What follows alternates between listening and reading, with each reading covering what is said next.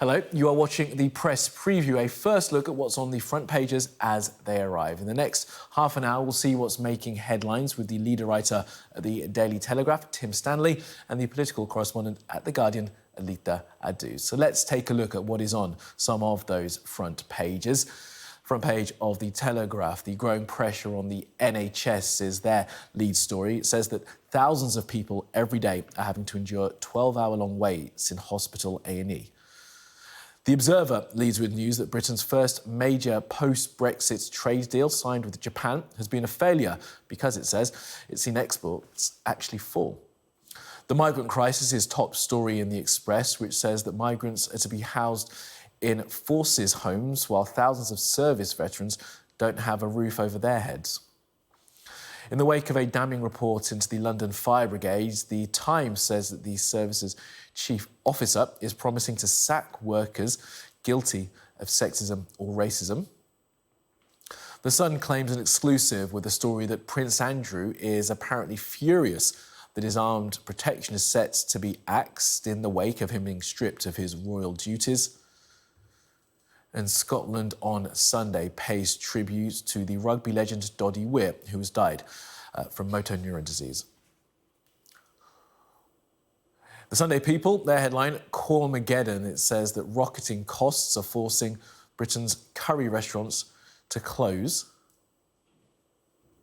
And the Sunday Mirror's own exclusive tells us that England lioness Jill Scott is set to make a fortune off the back of her appearance in I'm a Celebrity. And the Star says that MPs are to get a luxury Christmas dinner this year at the same price as last, bearing in mind that the cost of living crisis, the paper says, that is sprouts of order. And just to remind you that by scanning that QR code that you see on your screen during the programme, you can check out the front pages of tomorrow's papers while you watch along with us. Well, let's bring in our guests. As I said, I'm joined tonight by Tim Stanley and Aletha Adu. Tim, Aletha, very nice to have you with us. Good Saturday evening to you both. Let's start with the front page of the Times. And Tim, this is the line out of Manston. And after saying that diphtheria was not the cause of this person's death, it does appear as if this person who was at the processing centre has actually died of diphtheria. Tell us more. That's true, although reading the Times' report, I read that they had contracted diphtheria. I'm not quite sure if the Times confirms they definitely died of it, but I might be wrong about that. Nonetheless, the story here is that there have been over 70 cases found of diphtheria among people who were moved out of Manson and into other living accommodation. Manson, if you remember, is the processing centre where refugees are only supposed to spend a small period of time. But due to backlogs in the system, there was terrible overcrowding. It's only meant to hold about 1,600 people at any given time, but at one point it was holding something close to 4,000 people. And some people, including someone who died while at the centre, had been staying there for a very long time. That individual had stayed for over a week. There was a big row within the Home Office about why this was happening, who was responsible. Suella Braverman said that the problem was simply that so many people were coming in that it wasn't possible to find accommodation for them elsewhere in time. Others have said that actually Suella Braverman and her staff chose not to try and find full accommodation for everyone else. So there was a big row within the Home Office about who was responsible for that. But either way, it now emerges that there was diphtheria at Manston. It has been spread because people have been moved on. It is, of course, a highly serious, very communicable disease. And it looks like there hasn't been sufficient testing of the people who went through Manson to see if they had diphtheria. So that's the background of this story. And of course, it all feeds into widespread fears about Britain being overwhelmed by migrants and not having the infrastructure to cope with them or process them swiftly. Yeah, and Aletha, as Tim says, this has sort of highlighted the way that the Home Office has reported what was actually taking place at Manston and the sort of changing narrative of what was actually happening at that centre.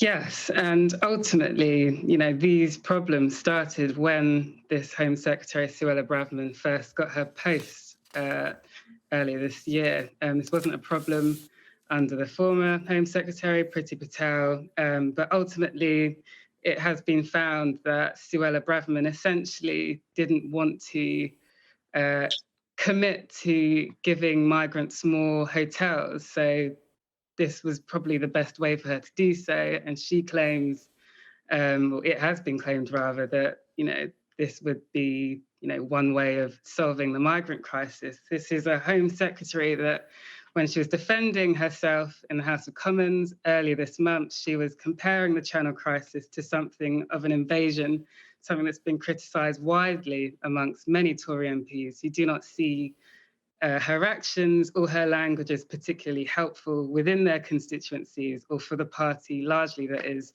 facing much difficulty in the polls, as we will probably discuss later on in this show. But ultimately, diphtheria is something, as Tim said, that's extremely serious. And in 2020, I think there was only one case of it in the UK. We're now seeing confirmed more than 70 cases because a Home Secretary didn't want to roll out more protection and hotels and places to stay for these people in desperate need. It's not looking good for the Home Secretary. I mean, many of her own colleagues said they would be extremely surprised to learn if she would be still in the job come Christmas time.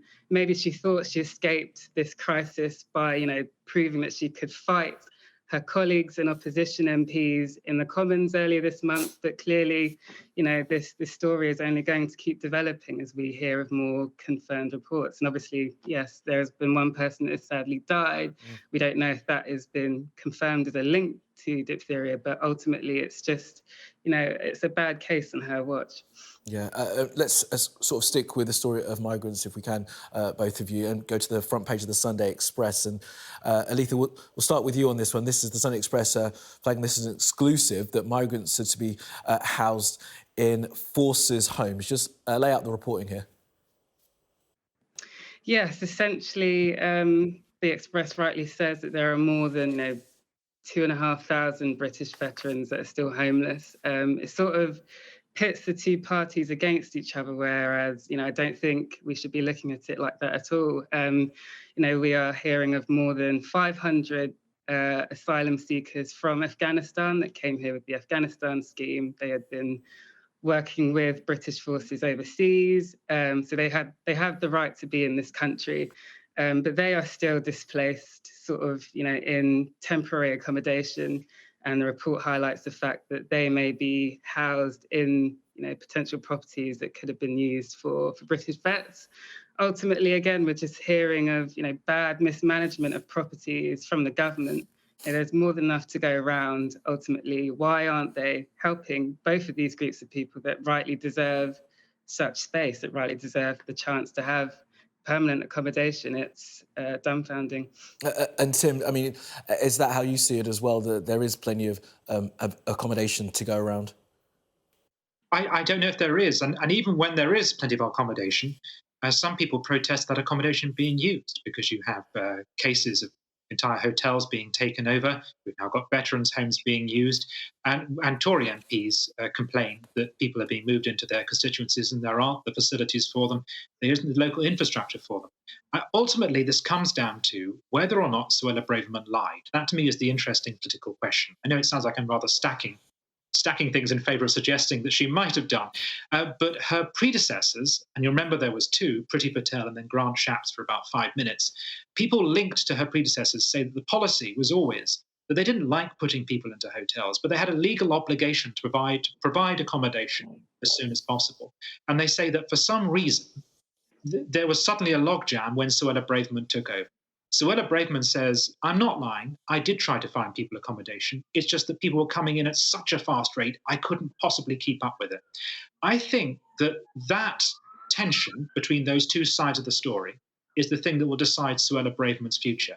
I think at some point in the future, the Commons is going to debate it again. There's going to be a proper investigation of it, and we'll find out which side is telling the truth, because it's really two completely different takes on what went wrong here. Yeah, indeed. And I guess we'll see how that does play out. Tim, Aletha, for now, thank you both very much. Let's just take a quick look, if we can, Aletha, at the front page of the Sunday Times. And this is the story that's been leading on Sky News this evening about the reporting from the London Fire Brigade about the racist and misogynistic culture. Yes, it's extremely horrifying and almost quite depressing. We've heard so much of racism, sexism, misogyny from the Metropolitan Police Force throughout this year and for many years, only to learn that this is going on, in many other sectors. Ultimately, the independent culture review of the London Fire Brigade found scores of examples, people of ethnic descent, Muslims, Black people, horrifying messages being sent within, the workforce. And it's just quite alarming and shocking when you're hearing of a Muslim firefighter who was found a terrorism hotline sticker. I'm just reading this from the front page near his belongings. When he returned from a pilgrimage, colleagues asked how his Al Qaeda training had gone. I mean, is that acceptable in any sort of workforce? We're hearing of the chief of, what is London's biggest fire brigade, that's London, Andy Rose, saying that many people will be sacked. And it's just quite remarkable that we're now at a stage where, chiefs are coming to have to come forward and confirm that they will sack people, because ultimately in many sectors and many organisations, we've heard of such horrifying reports going on and nothing is ultimately being done about it. Okay, Aletha, I'm sorry to interrupt you. We've run short of time on this particular segment, but plenty more from both you guys after this break. Now, still to come, we'll continue looking at tomorrow's papers, including this tribute from the Scotland on Sunday for the rugby player Doddy Weir.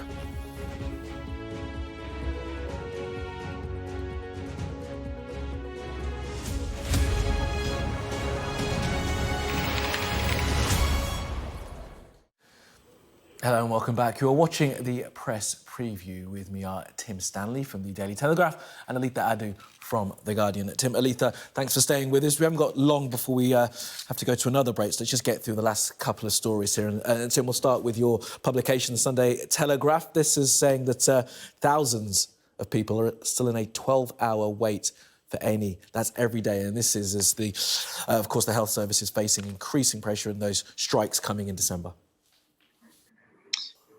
That's correct. The figure is around 4,000 people. 4,000 people a day are now waiting for over 12 hours in A&E. And the number of people who are waiting on a trolley has risen by about 50% in 1 year. This, of course, is a hangover of the coronavirus and lockdown. We have tremendous waiting lists. It's not going to be helped by the forthcoming nurses' strike, which is going to add extra pressures to the system around Christmas. Plus, you're going to have your annual winter flu.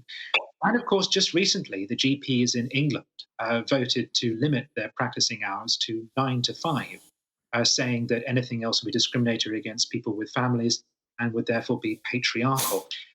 So, in other words, the NHS is facing insurmountable pressures, or almost insurmountable pressures. And as a result, it looks like England is starting to develop a really unusual mortality rate, which is to do not so much with the sicknesses and illnesses everyone else has to cope with, but it's to do with the failures of our particular health system. Thank you for being brief, Tim. And Aletha, this, of course, leads to many people looking at the way the NHS is funded and the amount of money that's going to the health service. Yes, I mean, also in that report from the Sunday Telegraph, we note that nurses are on strike on the 15th and the 20th of December. And I found it interesting that the Health Secretary, Steve Barclay, was essentially accusing the Royal College of Nurses for essentially neglecting patient safety, for going on strike because of the poor conditions and because they feel, amongst many workers at the moment, that they're unable to keep up with the pressure whilst, struggling to make their own ends meet.